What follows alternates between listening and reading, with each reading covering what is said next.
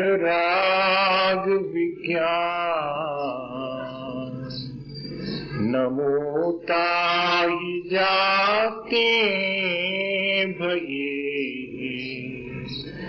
अरहंतादि महान। जो विद्यादि सागर सुधी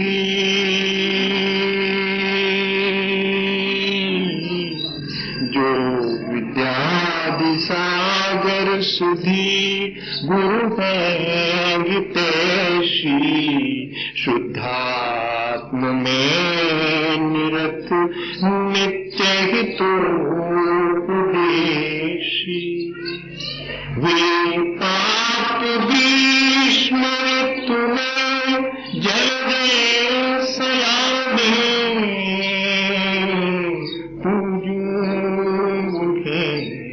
सतत केवल ज्ञान पाने पूजो सतत केवल ज्ञान। बोले भगवान महावीर स्वामी की, आचार्य कुंद कुंद स्वामी की, आचार्य गुरुवर विद्यासागर मुनि महाराज की।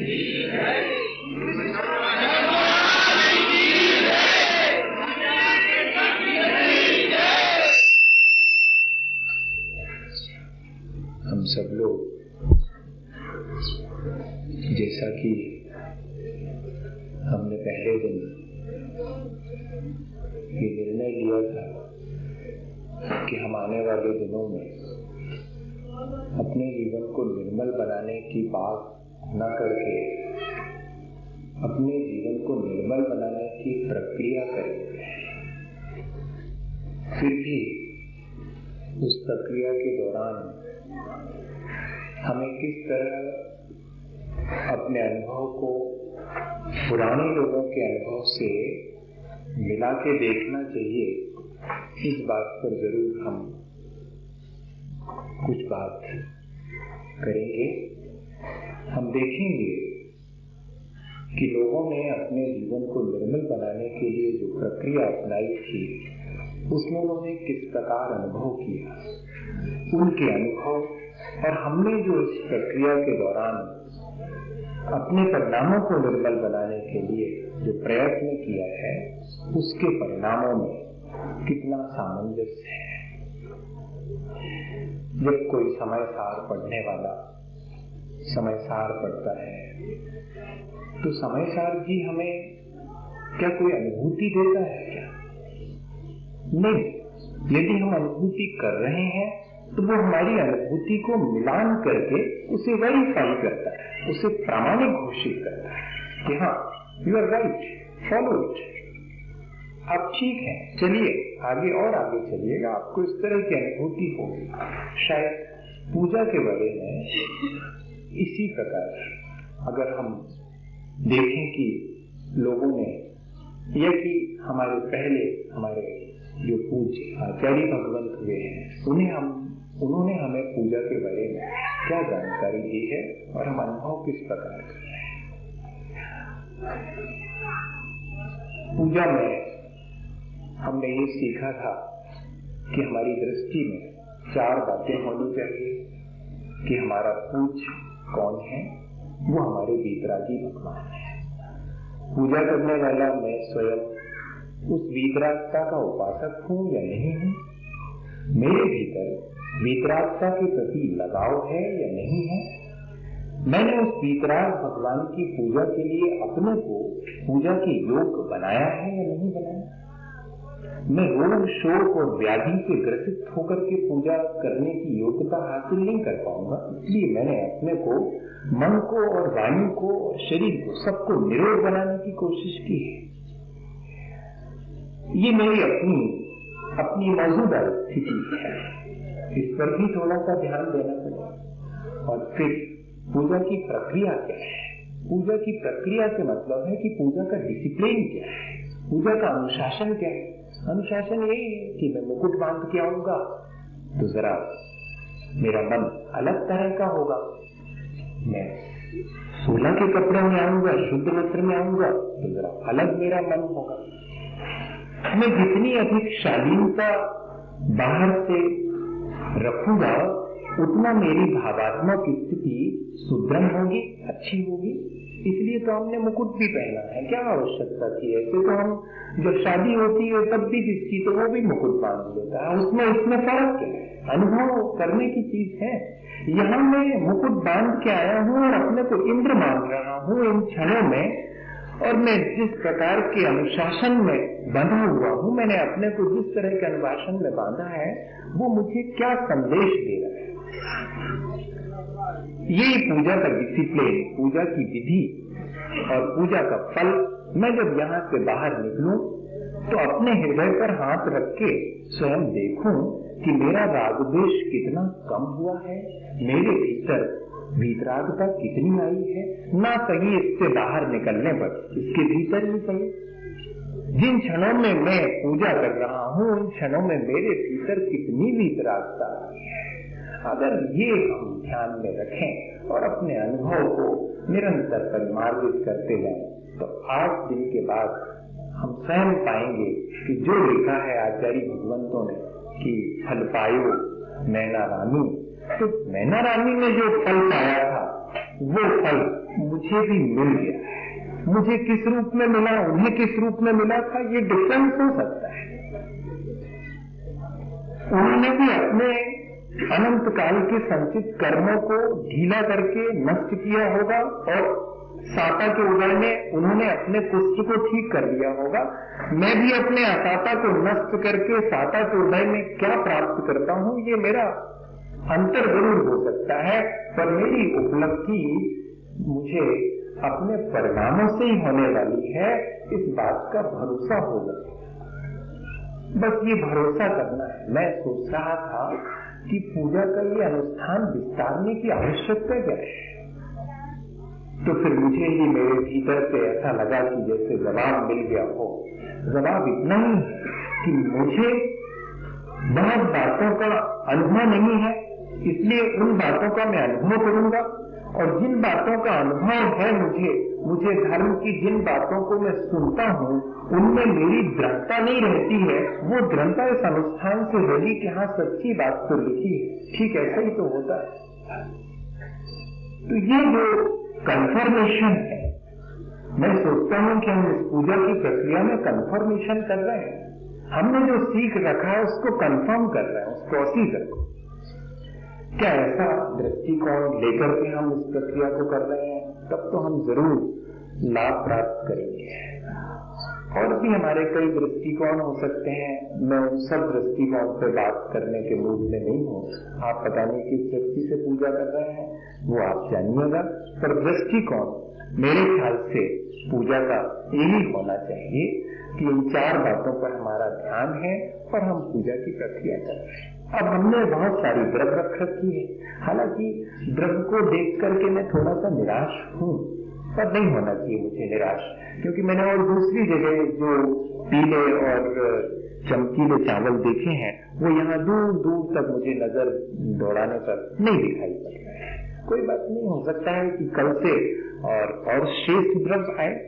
संभव है कि हमारे परिणामों में अगर श्रेष्ठता आएगी तो कल से तो हो सकता है कि हम खुद जाएं और वहां पुजारी से कहें कि पुजारी जी मजा नहीं आया, थोड़ा सा इस तरह का।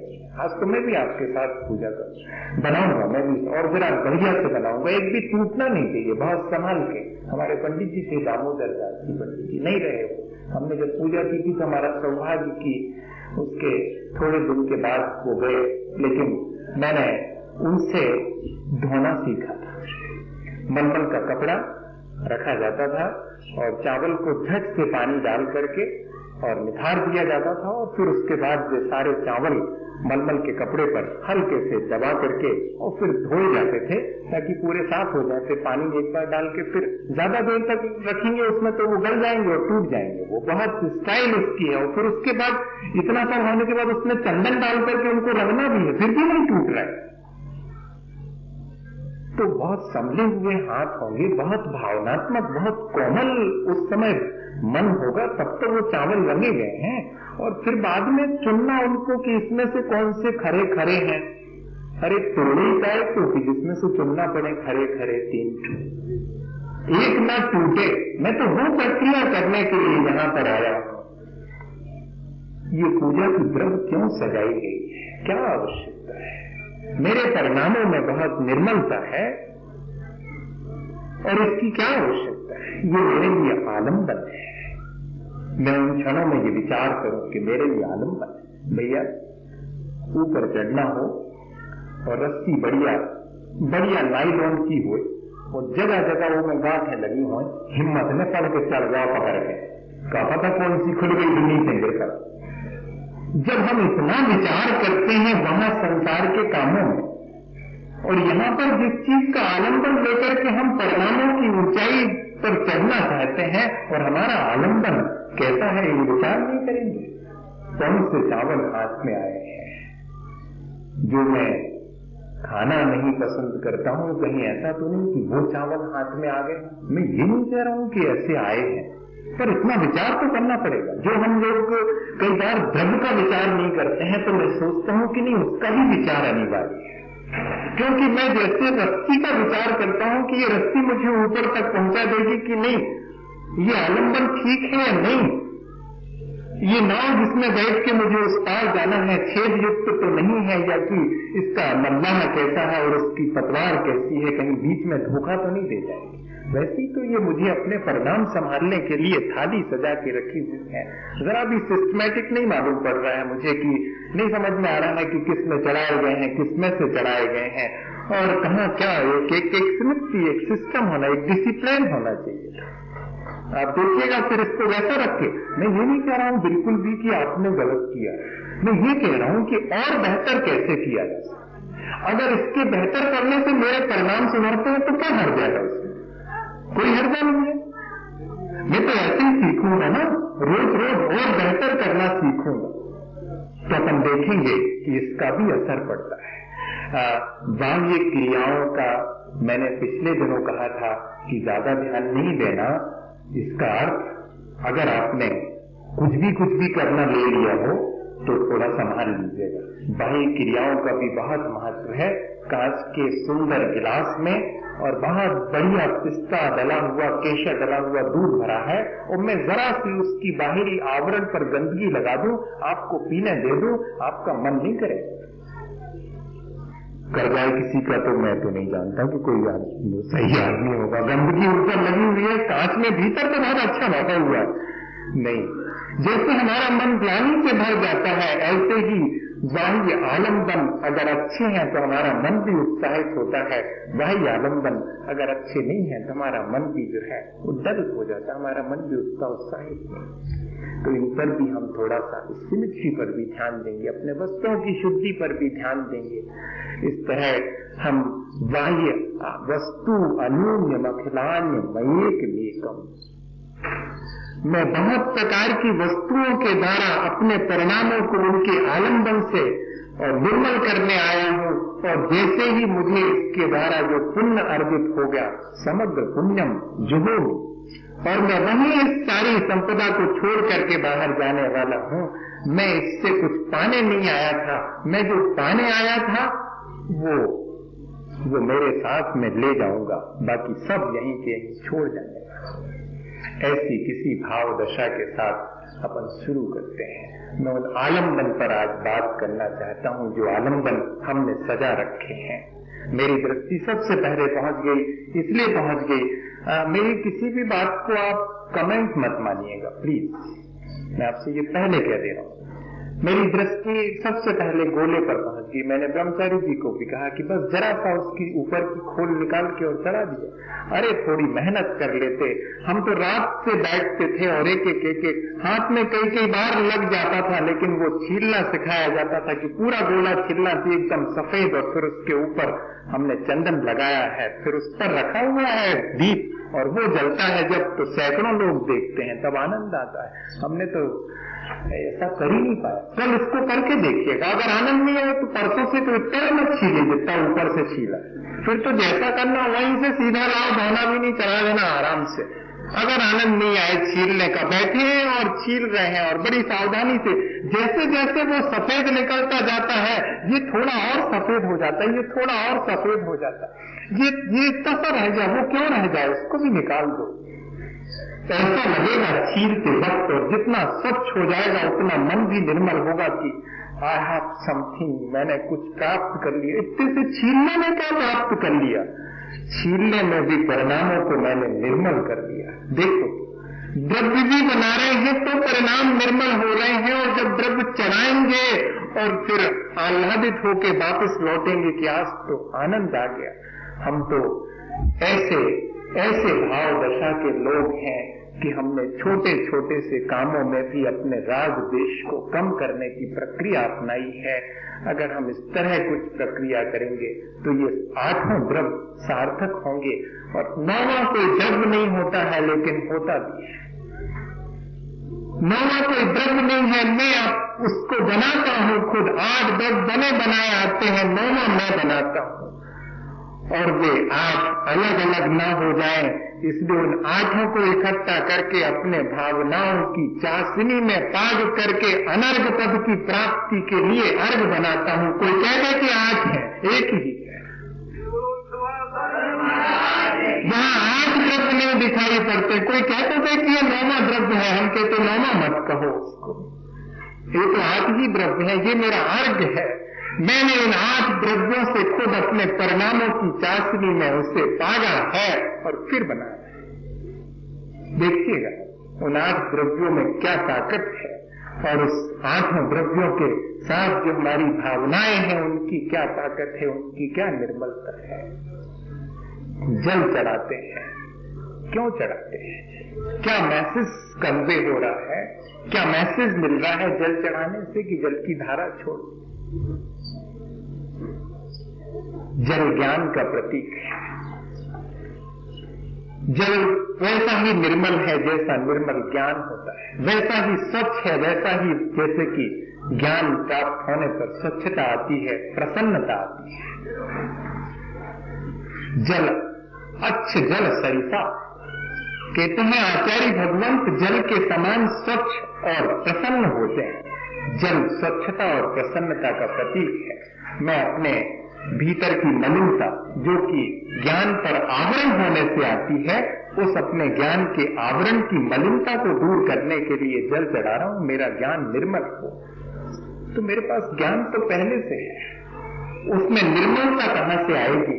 निर्मलता आती है राग द्वेष कम होने से। देखिए बात वही होगी। ज्ञान कौन सा निर्मल है, कहते जिसमें राग द्वेष जितना कम है वो ज्ञान निर्मल है। और जो सिर्फ राग द्वेष सिखाए वो ज्ञान किस काम का। हो सकता है कि आपके पास बहुत सारा ज्ञान, मैं कल तक इनके बारे में कुछ नहीं जानता था, तो कल तक मेरे परिणाम इनके बारे में निर्मल थे। आज मुझे 4 बातें इनकी मालूम पड़ गई, तो उनका तो जो है सो है, मेरे 4 उनकी बात जानने से मेरे परिणाम कलुषित हो गए। तो क्या मतलब है मेरे ज्ञान का। मैं आपसे ये कहना चाहता हूं, मेरे बाजू वाले कौन खड़ा हुआ है जो कि पूजा कर रहा है, मेरे परिणाम उसके बारे में कैसे हो रहे हैं, मेरा ज्ञान उसके बारे में कैसा है। कभी अपन ने विचार किया।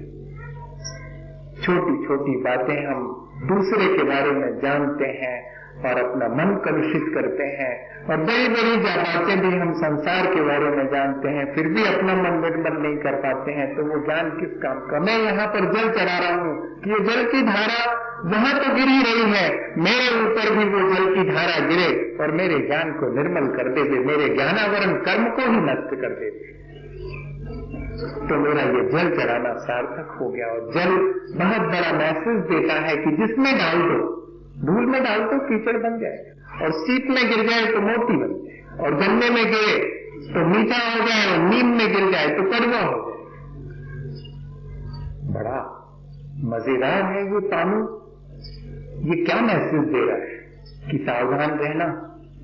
जब कोई बात इस तरह पवित्र होना चाहता है तो सावधानी रखना पड़ेगी कि कहां गिर रहे हो, कहां झुक रहे हो। निर्मलताओं की तरफ झुकोगे तो वो निर्मलता मिलेगी, अपवित्रता की तरफ झुकोगे तो अपवित्रता ही मिलने वाली है। पानी हमें सबके बीच मिक्सअप होना सिखाता है। क्या सिखाता है? हम सबके बीच विकसित हो सके, हम मिल सके, अच्छाइयों के साथ मिलकर के हम इतने अच्छे हो सकें कि फिर हमारे भीतर बुराइयों का असर ही नहीं। एक बार मोती बन जाने के बाद धूल में भी फेंक दो तब भी मोती को मनन नहीं कर सकता कोई। वही प्रक्रिया यहाँ पर है। मेरी निर्मलता इतनी अधिक हो जाए इन क्षणों में कि बाहर की मलिनता फिर मुझे कलुषित ना कर पाए। क्या पानी इस तरह का मैसेज नहीं देता? हमें लेना चाहिए। वो नहीं बोलता है पर हम उससे ये संदेश ले सकते। फिर द्रव्य बहुत महत्वपूर्ण हो गया। फिर पानी ऐसे नहीं डाला जाएगा कि है का वो मैं देखिए जरा डाल जल की कह रहे हैं नहीं, वो तो हम पहले से तैयार करे हुए कि आपने जन्म कहा उसके पहले ही हमने मन बना लिया था कि ये गिरी जल की धारा, वहां नहीं यहां गिर गई ऐसे। और वो भी नहीं दिख रहा है मुझे कि कहाँ डालते होंगे जल। दो ठो अलग अलग रखे रहते हैं जिनमें की जल, और वो चम्मच से क्या, अरे उठा के पूरा ऐसे डालो, चम्मच से क्या चुल्लू सा डालते हैं। पुष्प चढ़ाते हैं, कैसे चढ़ाते हैं? ऐसे उठा करके चढ़ाते हैं? नहीं, डिसिप्लिन क्या है? अपने मन की भावनाओं का। पुष्प तो हमेशा ऐसे ही चढ़ाए जाते हैं। अब इतने होना चाहिए तब तो, अब इतने से है तो यहाँ से करना पड़ते दिया से थोड़ी होंगे। फिर तो कर्नाटक जैसे हो जाए चला तो कनू का हमारे ऐसे कर रहे जी, मजा नहीं आया उसमें। ऐसे करें, ऐसे पूरे भरे हुए। और आपको वो जब पुष्प बोलेंगे तब झरना शुरू होगा पुष्प की भांति, ऐसे झर रहा है। और मैं खुद देख रहा हूं झरते हुए, दूसरे के नहीं देख रहा हूं, मेरे खुद यही झर रहा है। कैसे द्रव्य बनाए होंगे, कैसा हमें आनंदन दिया है परिणामों के निर्मल होने के लिए। मैं तो जब सोचता हूं तो दंग रह जाता, इतना एक हो जाता है, इतनी तल्लीनता सध जाती है पूजा के द्रव्य के साथ में कि ऐसा लगता है कि द्रव्य तो उधर विसर्जित हो रहे हैं, मेरे पाप यहां विसर्जित होते चले गए। चंदन आ गया है हाथ में और चढ़ाने का मन है। चंदन दृष्टि को शीतलता देता है। हम क्या देखना चाहते हैं,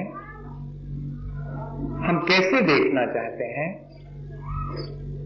हम दूसरे व्यक्ति के जीवन में क्या अंधेरा डालना चाहते हैं, घाव पैदा करना चाहते हैं, या सचमुच उसे शीतलता देना चाहते हैं? चंदन हमारे हाथ में। हमारे भाव आपात को मिटाने के लिए हम चढ़ाएंगे चंदन, लेकिन रोजमर्रा के जीवन में भी देखेंगे कि किसी के संताप में मेरा जीवन कारण तो नहीं बन गया है। मेरे भाव का संताप अगर मुझे मिटाना है तो मुझे चंदन भी चढ़ाना है, और दूसरे के जीवन में संताप उत्पन्न न कर दूं, मेरा जीवन ऐसा मुझे बनाना है, तब तो फिर चंदन भी चढ़ाना सार्थक हो जाए। मैं दूसरे के जीवन में संताप पैदा करूं और अपने जीवन के भाव आताप मिटाने के लिए 100 दफा भी चंदन चढ़ाऊं तो मेरा चंदन जो है मेरे आताप को मिटाने में कोई मदद नहीं करेगा, मेरा आनंदन झूठा हो जाए। ऐसा विचार मेरे मन में उसी क्षण आना चाहिए जब मेरे हाथ में चंदन लग गया कि ये मुझे क्या मैसेज दे रहा है कि किसी को अगर घाव हो जाए तो उसे शीतलता देने के लिए चंदन लगाना चाहिए। जब एक राजा को दाह ज्वर हुआ था तब चंदन लगाया जाए शीतलता के लिए तो चंदन घिसा जाता। सैकड़ों रानियां थी उन राजा की और सबने चंदन घिसना शुरू किया था, लेकिन सबके हाथ में आभूषण थे और चंदन घिसते वक्त वे आभूषण टकरा करके बहुत ध्वनि उत्पन्न करते थे। तो संक्लेश और बढ़ गया। चंदन घिसा जा रहा है लेकिन राजा को संक्लेश हो रहा है कि इतनी तेज इतनी कर्कश आवाज क्या कर रहे हैं। चंदन तो जब आएगा जब लगाया जाएगा, अभी तो इतनी तकलीफ पहुंचाई जा रही है। मंत्री फौरन गए कि चंदन भी घिसा जाए, और इसके पहले कि चंदन वहां तक पहुंचे जीवन में उनके और अधिक पीड़ा ना हो इसका भी ध्यान रखा जाए। तो सबने कहा कि वो हम कर लेते हैं। अब भी सिर्फ एक एक चूड़ी रखी, बाकी सब उतार के रख दी। फिर चंदन घिसा गया राजा को संदेह हुआ कि इतनी तेज आवाज आती थी और अब तो सारी आवाज गायब हो गई, क्या मेरे उपचार के लिए चंदन घिसना बंद कर दिया? नहीं राजन, बंद नहीं किया है, चंदन फिर भी घिसा जा रहा है और बस आता ही होगा चंदन। तो फिर आवाज क्यों नहीं आ रही? अब आवाज नहीं आ सकती, पहले क्यों आ रही थी? बहुत सारे आभूषण थे, अब सबने एक एक आभूषण ही रख रखा है। अच्छा, दो होने से आवाज आती है, एक होने पर आवाज नहीं आती। अब अगर मैं इस दाह ज्वर की पीड़ा से बच गया तो एकाकी होकर ही विचरण करूंगा, मैं तमाम इस अपने फैलाव को छोड़ दूंगा। अब शीतलता मिलना शुरू हो गई है, अभी चंदन आया नहीं है बच करके, लेकिन परिणामों में शीतलता आना शुरू हो गई है। और कहते हैं कि दाह ज्वर तो चंदन से मिटा होगा तो मिटा होगा, पर अपने परिणामों की निर्मलता से वो दाह ज्वर भी मिट गया कि मेरा यहाँ कौन है, मैं एकाकी आया था, एकाकी चला जाऊंगा। क्या चंदन हमें ये मैसेज नहीं देता है? देता तो है कि मेरा अपना जीवन, मैं यहाँ अपने सुख दुख का स्वयं भोगता करता स्वामी हूँ, कोई मेरे सुख दुख में सहारा नहीं बन सकता। मैं अवश्य दूसरे के सुख में बनना चाहूं तो सहारा बनूं, पर दूसरे के दुख में कारण न बनूं, ये सावधानी मुझे रखनी चाहिए। बस इतना ही मैसेज अगर चंदन से लेना चाहें तो ले सकते हैं।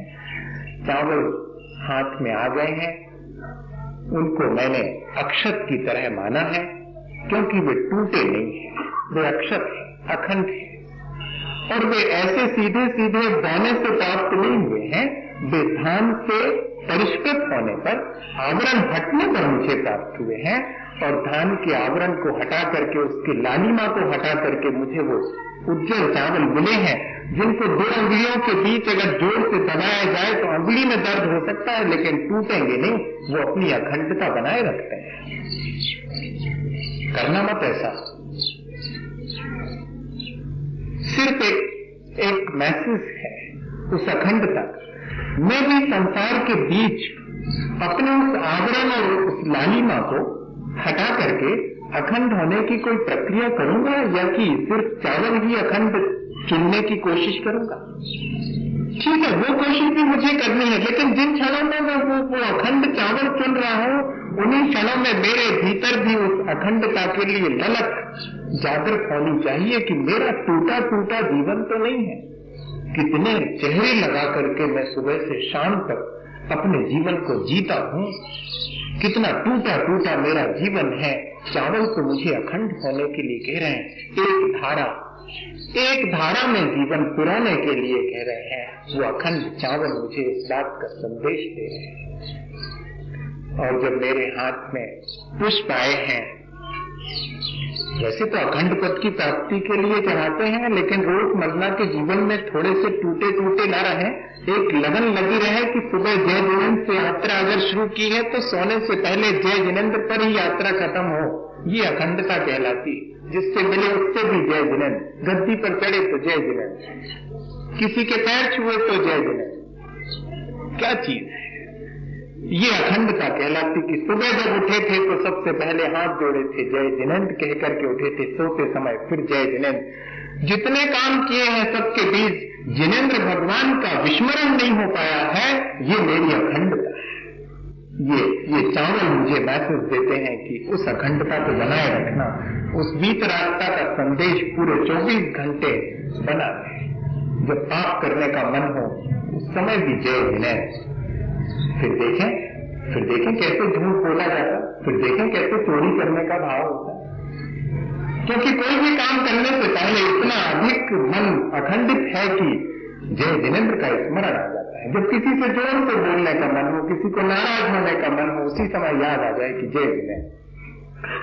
फिर देखिएगा, मजा देखिएगा। 5 मिनट के लिए सही, 24 घंटे के लिए नहीं कह रहा हूं। इतनी ताकत तो हमारे पास भी नहीं है कि 24 घंटे बना। 5 मिनट करके देखे ना अपन, क्या दिक्कत है कि 5 मिनट तक, 5 मिनट पहले जय जिनेंद्र और 5 मिनट के पीरियड में जय जिनेंद्र और 5 मिनट पूरे हुए तब भी जय जिनेंद्र। उन पीरियड में मैंने जिनेंद्र भगवान के अलावा कुछ किया ही नहीं। ये अखंडता परिणामों की। और फिर मेरे हाथ में आ गए हैं पुष्प। पुष्प मेरे काम बाण विनाश के लिए मैंने चढ़ाए हैं। ये तो बहुत बहुत फ्रॉड जैसा मालूम पड़ता है। अब जब मैं सदगृहस्थ हूं तो पुत्रोत्पत्ति के लिए मैं विवाह भी करूं और काम सेवन भी करूं और यहां पर पुष्प चढ़ाऊं कि काम दान विनाश न पुष्पम निर्पांति। अरे भाई ये दोहरा वाला मामला समझ में नहीं आया। पर कहा तो है चढ़ाने के लिए, कहा है चढ़ाने और ठीक कहा है। मेरी आंख सबके प्रति गड़बड़ा जाती है, उस गड़बड़ाहट को दूर करने के लिए कहा है। एक के प्रति तो वो मैंने खुद तय किया है। उसके प्रति जिससे मुझे अपनी परंपरा चलानी है धर्म की, उसके प्रति तो मेरे मन में कोई भाव आ भी सकता है, बाकी के प्रति नहीं आए इसलिए चढ़ाए हैं मैंने चावल। नहीं तो बाहर निकलते ही साथ बाकी के प्रति आने लगे तो गड़बड़ हो जाए, तो फिर मेरा चावल चलाना झूठा हो जाए। इसलिए शायद तीन ही खानों में विभाजित कर दिया। उत्तम ब्रह्मचर्य मन आनो, माता बहन सुता पहचानो। चौथे नंबर को नहीं रखो, तीन ही रखे। और ब्रह्मचर्य सद गया मेरा। बताओ, मैं विवाह भी करूं, काम वासना का भोग भी करूं, फिर भी कह रहे कि मैं अनुव्रति, ब्रह्मचर्य अनुव्रति। हाँ, ब्रह्मचर्य अनुव्रति का मजा देखिएगा आप। इसलिए यहां जो ब्रह्मचर्य अनुव्रति की उसकी अनंत वासना हो सकती थी, वो किसी एक से सीमित हो गई है, अनंत नहीं रही है। इसलिए कह रहे हैं कि चावा आगे बढ़ो, इसी तरह तो बढ़ोगे आगे। 3 खाने बना लेना, इसके अलावा चौथी दृष्टि नहीं डालना। माता बहन पिता पहचानो, ये मेरी माँ के बराबर है। वैसा ही भाव आना चाहिए मन में। अकेले कहने से काम नहीं चलेगा कि ये माँ है। वैसा ही गदगद जैसे कि मेरी माँ हो सचमुच में। जब आहार देने के लिए आ जाती तो किसी से लेने का मन नहीं होता। मैं बहुत भीतर रहता नहीं, मेरे किसी से लेने का मन नहीं होता। तो उसके बाद थोड़ी देर में कैसा लगने लगता, अगर इसकी जगह पर ठीक ठीक मेरी ही माँ होती तो ले दे। नहीं हो रहा मन, लेकिन अगले दिन वो छोटी सी बिटिया आ गई है। हम बाण विनाश के लिए मुझे अपने परिणाम लोगों के सामने देखना होंगे कि वैसा ही भाव आया है कि नहीं आया मेरे साथ। तब देखिएगा कि कैसे नहीं होता है। सारी चीजों में निर्मलता आती है। और पुष्प बहुत बड़ा मैसेज देता है। एक लिली का फूल होता है, बहुत बहुत खूबसूरत फूल होता है, लेकिन उसकी उम्र कितनी, सिर्फ 1 दिन की। रात मुरझा के टूट के नीचे गिर जाए। पुष्प मुझे वैसा ही मैसेज दे रहा है कि मैं 1 दिन रहा, लेकिन मैंने 1 दिन बहुत ठाठ जो है उस फूल के समान 1 दिन का है। मैं सुगंध बिखेर करके और कल टूट करके गिर जाऊंगा, तब भी मुझे कोई मलाल नहीं है कि मैंने ठीक से नहीं जिया। फूल के समान जीने के लिए पुष्प मैसेज दे रहा है। क्या हम ऐसा मैसेज उससे लेंगे? नैवेद्य मैंने दूसरी बार देखा है यहाँ पर। दूसरी बार, एक बार शहपुरा में देखा था कि वहां एक घर है जहां की नैवेद्य में लाडू चढ़ता है। रोज का काम है। वो माली से पूछ लो, वो कहता है कि शुद्ध रोज मिठाई मेरे जीवन में मुझे हासिल होती है, क्योंकि एक भैया जी हैं, वो अपनी रोज की पूजा में भी घर से बिलिया में, छोटी सी उनकी फिक्स व बिलिया है, वो में बर्फी जम के शुद्ध आती है और वो नैवेद्य की जगह चढ़ती है। हमारे नैवेद्य दूसरे हैं, वो उसकी बात मैं नहीं कर रहा हूं। यहां भी मैंने बाबा जी को देखा, वो कई बार जो है नैवेद्य, सचमुच का नैवेद्य ला करके चढ़ाते हैं। नैवेद्य किस बात का प्रतीक है? नैवेद्य मेरे शुदा की वेदना को शांत करने के लिए है। बिल्कुल स्पष्ट सी बात है। जब भूख लगती है तो वही तो चाहिए पड़ता है। सब चीजें रखो, शुदा वेदना मेरी शांत होगी इस नैवेद्य से। ये बाहर की शुदा वेदना है, लेकिन हमेशा हमेशा की शुदा वेदना शांत हो जाए, इसके लिए क्या करना पड़ेगा? इसके लिए तो नैवेद्य ही छोड़ना पड़ेगा। अभी नैवेद्य यहाँ छोड़ते हैं तब शुदा शांत होती है। अब पूरे ही दिन छोड़ेंगे तो पूरे ही दिन शांत हो जाए, ऐसी प्रक्रिया है ये। भगवान के सामने नैवेद्य चढ़ाने के पीछे उद्देश्य क्या है? इधर भी डालेंगे, अभी घर जाकर के डालेंगे, लेकिन यहाँ क्यों चढ़ा रहे हैं? कि कब तक डालें? कितना तो खा चुका मैं, लेकिन क्षुधा मेरी शांत नहीं होती है। मैं आपके सामने चढ़ाता हूँ इस नैवेद्य को ताकि मेरी क्षुधा शांत हो जाए। अब मुझे घर जाके देखना पड़ेगा कि आज अगर नमक कम हुआ है तो मैं चिल्ला तो नहीं रहा हूँ।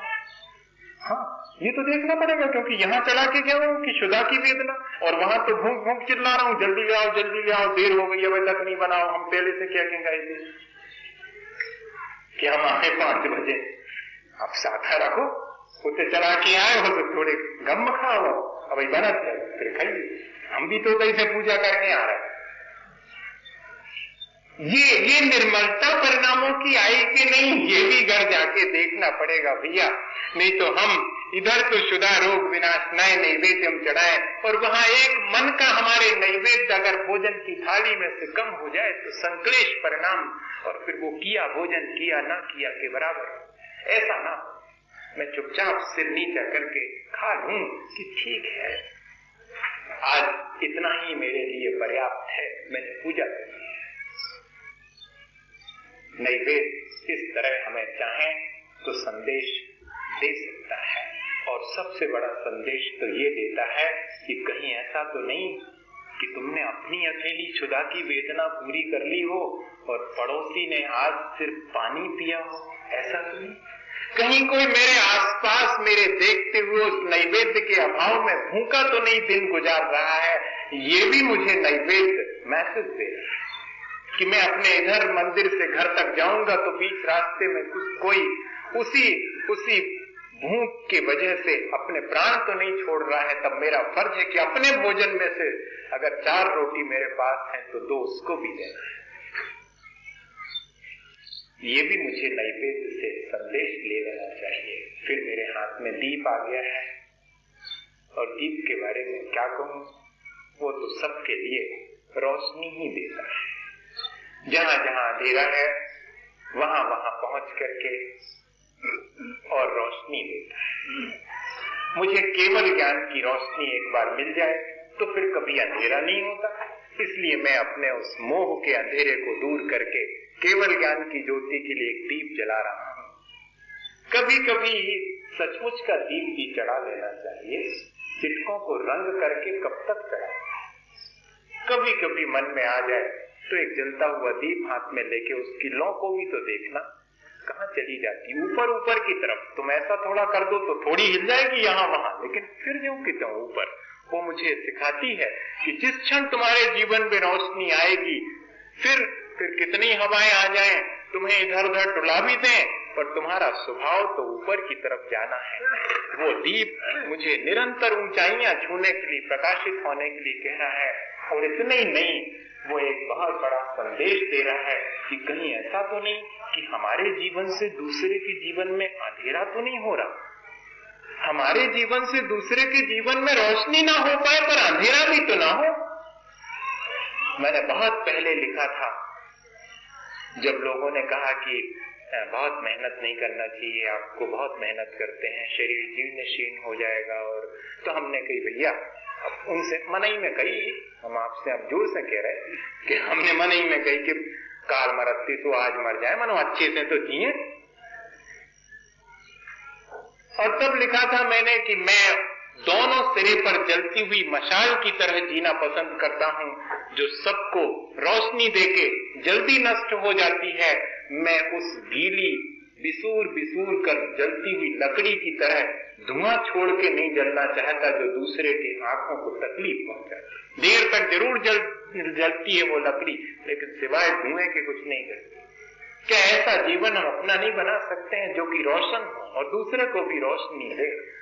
भले ही हमारा वो जीवन बहुत थोड़ा सा क्यों ना हो, जैसे कि दीपक का होता है, जितना स्नेह है उतनी देर तक जलेगा, ये ध्यान रखें। जितना प्राणी मात्र के प्रति आपके मन में स्नेह है, उतनी देर तक आपकी ज्योति जलने वाली है। आपके चले जाने के बाद भी आपकी ज्योति जलेगी। आज भगवान महावीर स्वामी का नाम क्यों लेते, उनकी ज्योति क्यों जलाते हैं? उनके मन में प्राणी मात्र के प्रति स्नेह था, वो आज भी चुकता नहीं हुआ है, इसलिए आज भी रोशनी जल रही। क्या हमारे भीतर प्राणी मात्र के प्रति इतना स्नेह है कि हमारी जीवन की ज्योति स्पष्ट जलती रहे और दूसरे को रोशनी दे? ये संदेश हमें दीपक दे रहा है। अब आ गई है मेरे हाथ में धूप और मुझे चढ़ा देनी है धूप, और देखते देखते मेरे वो धूप नष्ट हो जाएगी, धुआं बनकर के सारे बातास में आकाश में छा जाएगी, मेरे को बहुत सुगंधित कर देगी, वातावरण को सुगंधित कर देगी। ये धूप मुझे संदेश दे रही है कि जो भी मलिनताएं हैं वे जब नष्ट हो जाती हैं तो जो निर्मलताएं हैं वे सुवासित होने लगती हैं। मेरे भीतर भी ऐसे ही बहुत सारी मलिनताएं हैं। अगर मैं तपस्या की अग्नि में उन मलिनताओं को नष्ट कर दूं तो मेरे जीवन की जो वास्तविकता है, जो सुवास है, जो सुगंध है, वो उसी में से फूटना शुरू हो जाएगी। कहीं और अलग से मुझे सुगंध लेके आने की आवश्यकता नहीं है। वो तो जैसे जैसे मेरी मलिनता नष्ट होती चली जाती है वैसे वैसे मेरी गंध अंदर से फूटती चली जाती है। ये धूप जो है जलती चली जाती है और सुगंध बिखेरती चली जाती है। खुद नष्ट हो जाएगी लेकिन सुगंधित करके चली जाएगी। मेरा जीवन भी इसी तरह धूप की तरह निरंतर कम होता चला जा रहा है, लेकिन मुझे देखना है कि मेरे आसपास इस जीवन से कोई सुगंध फैली है या कि मैंने दूसरे को तकलीफ तो नहीं पहुंचाई है, दूसरे के जीवन में दुर्गंध तो नहीं भर दी है। वासनाएं मन को स्वयं दुर्गंधमय बनाती हैं और दूसरे के जीवन को भी दुर्गंध देती हैं। मेरे भीतर की पवित्रता मुझे भी सुगंधित करेगी और दूसरों को भी सुगंध देगी। क्या ऐसा कोई संदेश कभी किसी दिन गीली करके धूप चढ़ाने की जगह पर और अपने हाथ से, मुझे तो वही याद है। आप कहेंगे आपने करी कितने दिन पूजा है जो इतनी बड़ी बड़ी बातें कर रहे हैं? ऐसा कह सकते हैं। 3 साल करी है। यहाँ आने से पहले आचार्य महाराज के दर्शन के बाद शुरू की थी और उनके चरणों में आने पर ही बंद थी और किसी ने मेरे से कहा नहीं, पर पता नहीं वो एक जो पंडित जी थे वो मुझे हमेशा, मैंने कभी किसी को उनको टोकते नहीं देखा, लेकिन मुझे देख करके वो कहते थे देखो बेटे ऐसा नहीं, ऐसा वो वाली धूप मत चढ़ाओ, वो कल की रखी हुई है, तुम तो जवान हो, उठाओ, वो हम बताते हैं। वो रेती उठाओ, वो लकड़ी उठाओ, देखो ये चंदन की लकड़ी है, घिसो, थोड़ी सी धूप बनेगी, वो खेओ तुम अभी तुम्ही से तो परंपरा चल रही है। वो पुरानी वाली दुकान से ला करके वो मत चलाओ, अपने हाथ से रोज की वो लकड़ी रखी है, रेती रखी है, घिसो और कागज पर निकालो और रखो उसमें, और वो आग लाओ वहां से और उस आग में डालो और मजा लो उसका सुगंध जो निकल रही है। ज्यादा विचार नहीं करना उसमें कि हिंसा हो रही है कि ये हो रहा है। हिंसा तो बहुत हो रही संसार में, तुम अकेले थोड़ी करने वाले। और घर जाओगे तो अब भी टनो लकड़ी जलाई होगी अपने रोजमर्रा के खाने पीने की। इसलिए उतनी सी धूप जलने से ज्यादा तकलीफ नहीं, किसी को नहीं पहुंचाने का भाव थोड़ी हमारा वहां तकलीफ, और शुद्ध है इसलिए उसका उपयोग करो। भाई मैं आपसे क्या कहूं, पूजा के द्रव्य जिसने भी चुने हैं वो बहुत बुद्धिमान, और रहा हो या नहीं रहा हो वो बहुत भावनात्मक जरूर रहा होगा। उसने पूजा के द्रव्यों को अपनी भावनाओं से मिला करके, आप कभी फिर इन 8 बातों पर विचार करना, 9वीं बात नहीं मिलेगी, 8 में ही अपना काम हो जाएगा। तो धूप के बाद अब मेरे हाथ में फल आ गया है। दुनिया में बहुत सारे फल पाने की मेरी चेष्टा रहती है, बहुत सारे पद पाने की चेष्टा रहती है, लेकिन वो सारे फल अब निष्फल मालूम पड़ते हैं। मेरे मन में लगन आ गई है, मुझे वो फल पाना है जिसके पाने के बाद और कुछ भी पाने की आकांक्षा नहीं होती। मुझे मोक्ष फल पाने के लिए ये छोटे मोटे फल मुझे चढ़ा देना। कमल घटा नहीं चढ़ा, काले होते हैं वो, अच्छे नहीं मालूम। अपन चलो अच्छा, मन के भीतर से कुछ तो गया। और छोटी छोटी से फल चढ़ाने की चेष्टा नहीं करना कि क्या चढ़ा दी, ये भी तो फल आए, क्या खाओ, काली मिर्च, हाँ मेरी बंद हो गई। अब क्या मैं चल रही, चलो बंद हो जाए, आने से बीवी बंद चल रही तो कोई बात नहीं, चलन दो, ध्यान देखें अपन। हमें फल कौन सा चढ़ाना है, वो फल चढ़ा देना है जिससे सारे फल निष्फल हो जाते हैं और मुझे वो फल मिल जाता है जिसके बाद मुझे कुछ और पाने की भी नहीं रहता है। हम आपको फल की बात सुनाए, वही पंडित जी की बात आपसे कहूं, मैंने शायद पहले भी सुनाई होगी पर इस अवसर पर मुझे लगता है कि सुनानी चाहिए। जब एक दिन उन्होंने मेरे से कहा, उन पंडित जी ने, कि भैया हमारी तरफ थोड़ी तबीयत तना ठीक नहीं है, तबीयत ठीक नहीं होने पर भी वे पूजा करने आते थे। मैं आपसे ये भी कहना चाहता हूँ, और अपने 16 के कपड़े पहन के और अपने हाथ में घर से हमने कभी उनको बिना द्रव्य के मंदिर आते नहीं देखा, और अपनी द्रव्य अपने हाथ से धो करके वो ही चढ़ाते थे, कभी मंदिर की थाली में से द्रव्य लेते नहीं देखा। जितना हमने देखा 3 वर्ष तक, उनने कभी किसी से द्रव्य नहीं धुलवाई, अपने हाथ पांव चले तो अपने हाथ पांव तब तक उनने धोई। हमसे उस दिन कहा तो हमने कहा मेरा तो सौभाग्य कि आपकी द्रव्य में धो रहा था। उस समय मैंने देखा कि इसमें तो बादाम है ही नहीं, और ने इसमें बादाम है, ने वो क्या बोलते हैं अपन चढ़ाते, सुपारी भी नहीं है, तो फल तो है ही नहीं। हमने पंडित जी से धीरे से कहा कि पंडित जी आज फल भूले आया। कहते हुई ये देखो। हमने कहा पंडित जी से क्या करें कि पंडित जी फल नहीं है। हमने फिर एक बार कहा कि पंडित जी फल है नहीं है, उनमें कहने लगा है किसमिस नहीं है। हमने की किसमिस तो है, कहने फिर ये ही हमारे फल आए, हम तो फल की जगह किसमिस ही चढ़ाते हैं। अब हमारे मन में जो है तुरंत भाव आ गया। हमने कहा पंडित जी आप किसमिस क्यों चढ़ाते फल की जगह? कहने भैया हमें तो किसमिस जैसे बाहर भीतर है तो नरम नरम होने, तो हम तो किसमिस ही चढ़ा। अब देखिएगा कि कैसी भावना उस किस्मत के साथ जुड़ी हुई है कि उसमें भीतर भी बीज नहीं है और बाहर भी नरम है। मुझे बाहर भीतर बहुत मुलायम होना है, मैं अभी उतना मुलायम हो नहीं पाया हूं, इसलिए रोज किस्मत चढ़ाता हूं, मुझे ये फल चाहिए। आप बताइए कितना ऐक हो गया उस द्रव्य के साथ। हम भी फल चढ़ाते समय क्या ऐसे ही अपने दूसरे के परिणामों से अपने परिणामों को निर्मल नहीं बनाना पसंद करेंगे? करना चाहिए। वो फल जो है हमें यही संदेश देता है कि हम क्या चाहते हैं, हम कौन सा फल चाहते हैं इस पूजा का। इस पूजा का फल तो हम निर्मलता ही चाहते हैं, वितरागता चाहते हैं, इसलिए फल चढ़ा।